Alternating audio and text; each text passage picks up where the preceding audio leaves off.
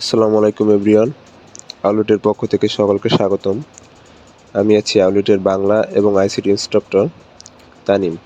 আজকে আমরা বাংলা দ্বিতীয় পত্রের একটি গুরুত্বপূর্ণ টপিক কর্মধারয় সমাস নিয়ে আলোচনা করব। তাহলে আজকের ক্লাসটি শুরু করা যাক। কর্মধারয় সমাস বুঝতে হলে আমাদেরকে বুঝতে হবে সমাস। সমাস হলো সংক্ষেপণ বা একপদীকরণ।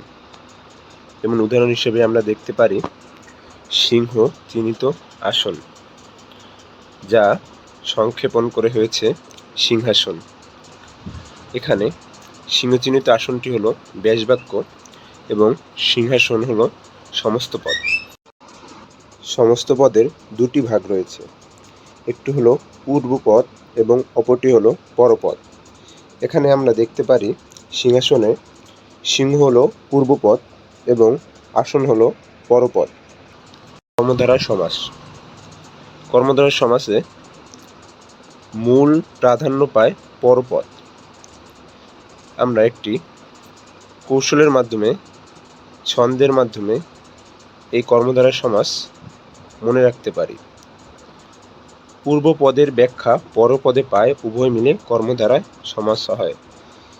এই মনে রাখার কৌশলটি দ্বারা আমরা কর্মধারয় সমাস মনে রাখতে পারি এবং আমাদের সবসময় মনে রাখতে হবে কর্মধারয় সমাসে পরপদে প্রাধান্য পাবে। যেমন মহানবী, এখানে পরপদ হলো নবী, এর ব্যাসবাক্য হলো মহান যে নবী। এখানে মহান দ্বারা নবী এর গুণ বা পরপদ সম্পর্কে পূর্বপদের ব্যাখ্যা করা হয়। এখানে প্রধান পদ হলো নবী। 2 নম্বর উদাহরণে আমরা দেখতে পারি নীল পদ্ম। এখানে পদ্ম এর গুণ প্রকাশ করা হয়েছে। পদ্ম কীরকম? পদ্ম হলো নীল। এখানে মূল পদ হলো পরপদ বা পরপদেরই প্রাধান্য পেয়েছে। এরপর আমরা আসি কর্মধারয় সমাজের প্রকারভেদ নিয়ে।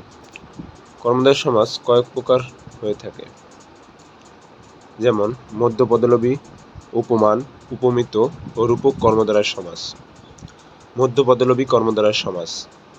মধ্যপদলোপী কর্মধারয় সমাস মনে রাখতে হলে আমাদের মনে রাখতে হবে এর সবচেয়ে প্রধান বিষয় হলো এর মধ্যপদ লোপ পাবে। যেমন সাহিত্য সভা, এর ব্যাসবাক্য হলো সাহিত্য বিষয়ক সভা। এখানে মধ্যপদ হলো বিষয়ক, তাহলে বিষয়কটি লোপ পাবে, তাহলে আমাদের সমস্ত পদ হবে সাহিত্য সভা। আরেকটি উদাহরণ আমরা দেখতে পারি সিংহাসন, এর ব্যাসবাক্য হলো সিংহ চিহ্নিত আসন, তার সমস্ত পদ হলো সিংহাসন। এখানে চিহ্নিত শব্দটি লোপ পেয়েছে, যা হলো মধ্যপদ। উপমান কর্মধারয় সমাস। উপমান কর্মধারয় সমাস মনে রাখার একটি কৌশল হলো এটি সবসময় সত্য কথা বোঝাবে। যেমন অরুণ রাঙা, এখানে অরুণ হলো সূর্য এবং রাঙা হলো লাল। সূর্য লাল, রাঙা লাল, তাহলে আমরা বুঝতে পারি এটি হলো সত্য কথা বুঝিয়েছে এবং এটি উপমান কর্মধারয় সমাস। এরপর তুষার শুভ্র। তুষার শুভ্র এর ব্যাসবাক্য হলো তুষারের ন্যায় শুভ্র। এখানে তুষারও সাদা, শুভ্র সাদা, অর্থাৎ এই সমস্ত পদটি দ্বারা সত্য কথা বুঝিয়েছে, তাহলে আমরা বলতে পারি এটি উপমান কর্মধারয় সমাস। উপমিত কর্মধারয় সমাস, এটি বোঝার সবচেয়ে সহজ এবং সুন্দর কৌশলটি হলো এটি দ্বারা সবসময় মিথ্যা কথা বোঝাবে। যেমন চন্দ্রমুখ, মুখ চন্দ্রের ন্যায়। এখানে মুখ কি কোনো সময় চন্দ্রের ন্যায় হতে পারে? না, পারে না, তাহলে চন্দ্রমুখ শব্দটি মিথ্যা। পরের উদাহরণে আসা যাক সিংহ পুরুষ, এর ব্যাসবাক্যটি হলো পুরুষ সিংহের ন্যায়। পুরুষ কি কখনো সিংহের ন্যায় হতে পারে? না, তাহলে কথাটি মিথ্যা। তাহলে আমরা বলতে পারি সিংহ পুরুষ এই পদটি হলো কর্মধারয় সমাস।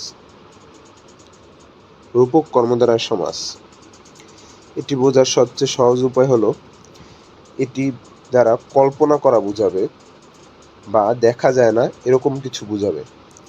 যেমন মন মাঝি, এর ব্যাস বাক্যটি হলো মন রূপ মাঝি। এখানে মন মাঝি। মন হলো একটা কল্পনার জিনিস যা আমরা কখনো দেখতে পারি না। তাহলে আমরা বলতে পারি এটি রূপক কর্মধারয় সমাস। পরের উদাহরণে আসা যাক। বিষাদ সিন্ধু। এখানে বিষাদ সিন্ধু এর ব্যাস বাক্যটি হলো বিষাদ রূপ সিন্ধু। এখানে বিষাদ বা যন্ত্রণা যা বোঝানো হয়েছে তা কি আমরা কখনো দেখতে পারি?